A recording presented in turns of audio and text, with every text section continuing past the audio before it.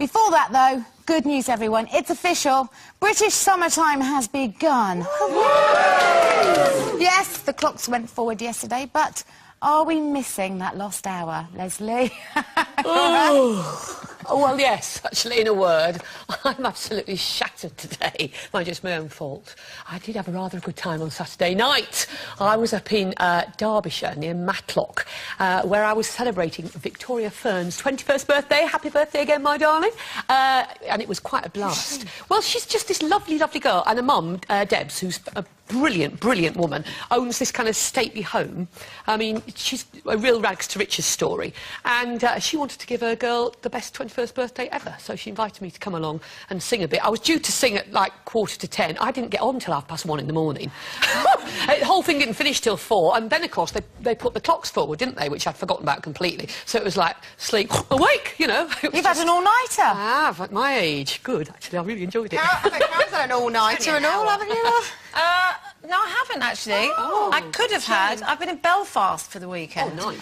Oh, my God, I loved it. It's good, Belfast. Do you know what? The best pub in the whole world is in Belfast. Yeah. It is, and it's called The Crown. And I have to say that thanks to a guy called Ronnie, cheers, Ronnie, we nearly missed our flight, because he said, when's your flight? We said, oh, it's in an hour. He went, oh, you've got time for another one. It's only across the road, the airport. Anyway, we didn't have one, but it was fantastic. So it would have been nice to have that extra hour, because I could have had an extra hour in the pub then. So that's why I would have liked to have had it. But, you know, actually, I think they should keep it as it is now. I'm with all these people who are saying don't change the clocks anymore. Keep them as they are. Stay on GMT +1, and then next year +2, and then we'll be in line with Europe. And, you know, stop messing about. You know, I keep forgetting the heating doesn't come on. No, but they did that in the 70s. No, they did that in the 70s when I was at school. I remember I was doing my A-levels and they tried that. Do you remember that? And it was awful, because it was dark at school till nearly the break and nobody wanted to work or do anything. It was really depressing and horrible. They moved it back the next year. Hated Yeah, but then it still gets dark earlier in the afternoon. No, I don't see what the difference because is. you save public electricity. The public buildings don't have to be lit for as long, is what they said to us, but I didn't like it. No. Well, you know what? It's passed Stop me by messing this about. hour's difference. I've been in Norway for a month, so I've come back on the same time. Oh, yeah, we're so pleased to see you. Do you know what? You wouldn't believe me, but I couldn't even show you the pictures. Oh. I've been crossing the Arctic Circle with, amongst others, Colin's ex-husband. Oh! Oh, lovely. Yeah, and Andrew Castle and Gavin Henson. It's a new show for ITV called 71 Degrees North, which will come out later this year, where we sent 10 celebrities to fend for themselves, making their way to 71 Degrees North. So was it dark? Was it dark? And then their daytime hours are pretty much like ours at the moment. In fact, they've got the midnight sun coming soon, which I think would send me a bit crazy. It makes everybody so much happier. I'm far happier. I was so pleased the clocks went forward, although I'm knackered as well, because I was singing at the Gay Pride Ball. Oh. And I had a brilliant time, so I could have done with an extra hour with... I was in the dressing room with butlers in the buff. And actually, there, look at them. Look at you. But they had nothing on in the back, so I was surrounded by bums. Terrible, just terrible. How frustrating knowing that you're so not their type. I know. Hey-ho. What a waste.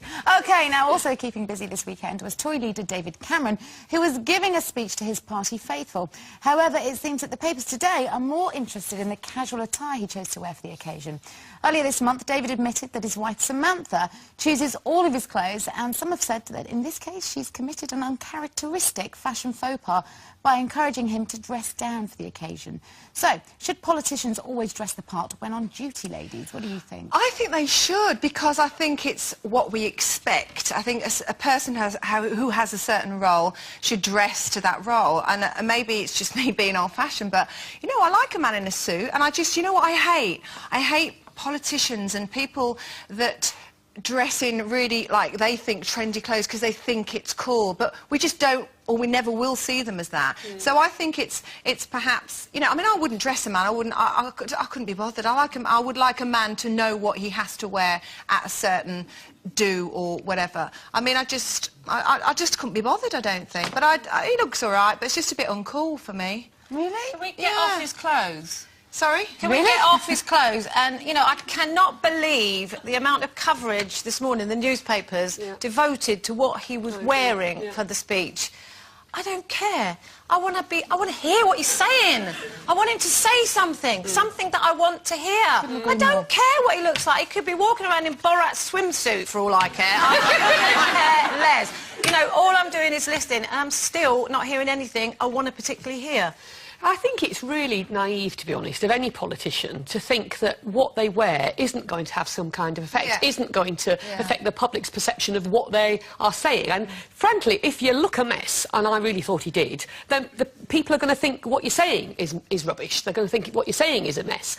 And I think... But he was preaching to the converted, really, so, you know, he's just casual. But, you know, why is it important? It wasn't casual, it was a mess. It wasn't a mess, it wasn't exactly a mess, it was just casual. He didn't have a suit on. So what? Well, you shouldn't be casual about important topics, about important issues. I absolutely agree with you. If only what he was saying had any import or any substance at all. Now, what about the idea that he's dressed by his wife, though? Because, obviously, that is a task and a half. If you're taking responsibility for everyone in the house, not only the kids, but your man as well. Are any of us guilty of that? Do we dress our men?